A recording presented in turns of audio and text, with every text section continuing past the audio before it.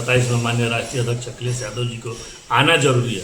जहाँ तक शिक्षा की सवाल है, शिक्षा पे कंपोजिट दारू की दुकान बढ़ने लगी और कंपोजिट विद्यालय बंद होने लगे। विद्यालय इसलिए बंद होने लगा कि जब बच्चे पढ़ेंगे नहीं तो उनको रोजगार हम कहाँ से देंगे। तो रोजगार जब बच्चे नहीं पढ़ के निकलेंगे तो रोजगार नहीं देंगे। इसलिए रोजगार नहीं देंगे कि जितनी सारी कंपनियां हैं, चाहे वो रेल हो चाहे एयरपोर्ट हो, सब तो अडानी और अंबानी जी के लिए समर्पित है। सब प्राइवेट होते जा रहा है तो सरकारी नौकरी मिलेगी कहाँ से लोगों को। तब उसके बाद मिलिट्री नेवी एयरफोर्स एक था तो उसमें भी कर दिए लोग कि अग्निवीर योजना कोई जाने को तैयार नहीं हो रहा।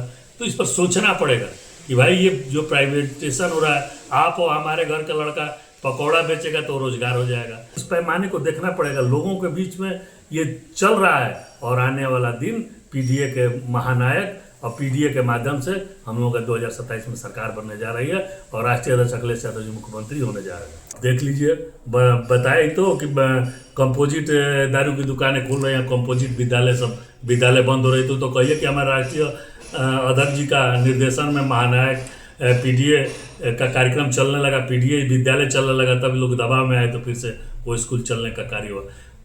बच्चों को पढ़ाने के लिए जो प्राइमरी स्कूल में बच्चे पढ़ते हैं वो गांव गरीब के बच्चे रहते हैं, दिन भर लोग मजदूरी करते हैं, उनके बच्चे पढ़ने जाते हैं। तो उन पे लोगों को मेहनत करना पड़ेगा। और व्यवस्था ये हो रहा है कि टाइम जब हो रहा है तो मैं जा रहा हूँ, टाइम आ रहा है तो बच्चे विद्यालय में बैठे हैं और पढ़ाने वाले लोग अपनी बातें कर रहे हैं। तो जब तक न्यू सही नहीं होगा तो इमारत कहाँ से खड़ा होगा। तो इसको शिक्षा भी की वही स्थिति है, स्वास्थ्य की भी वही स्थिति है। और सड़क की स्थिति आप देख लीजिए, आप वहीं बलेउर से निकलिए, सांतवार को जोड़ने वाली मंडी की सड़क है। आप चले जाइए कुसौरी हड़िया कला वाली सड़क देख लीजिए, कितनी सड़कें गिनवाई जाए तो सुबह से शाम हो जाएगी, इतनी सड़कें खराब है। तो सड़क, स्वास्थ्य और तीनों पर 5 जी तो फेलुअर है।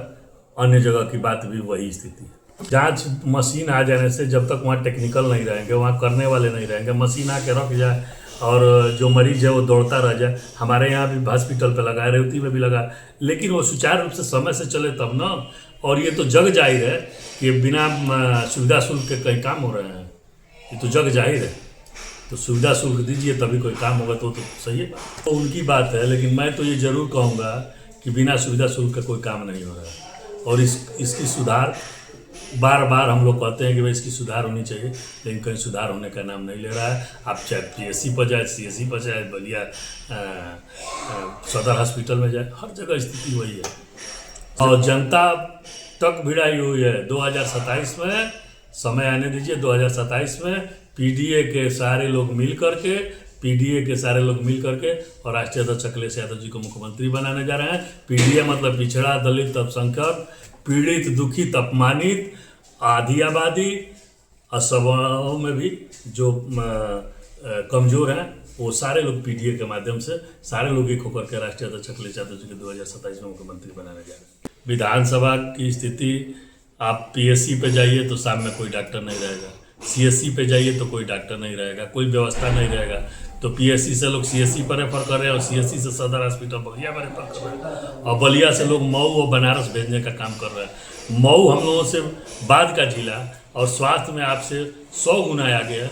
जो मऊ और बनारस में व्यवस्था हो सकता है वो बलिया में क्यों नहीं हो सकता है। और बार बार ये स्वास्थ्य पे बातें उठती है कि ये व्यवस्था हुआ, वो व्यवस्था हुआ, वो व्यवस्था दिखाई कहाँ दे रहा है। वो व्यवस्था दिखाई देनी चाहिए कि भाई अगर कोई मरीज है वो जा रहा है, वो तो शुक्र मनाइए और धन्यवाद दीजिए हमारे राष्ट्रीय अध्यक्ष माननीय अखिलेश यादव जी को, जो 108 और 102 के जो एम्बुलेंस है जो चालू किए, उससे कितने लोगों को राहत मिलती है, चाहे बलिया जाना हो तो और चाहे बनारस जाना हो तो। नहीं तो गांव गरीब के, मजदूर के जो बच्चे, चाहे बच्चियाँ, चाहे जिसकी भी तबीयत खराब होती है, वो जाते हैं बलिया जाते हैं कि मेरा इलाज होगा।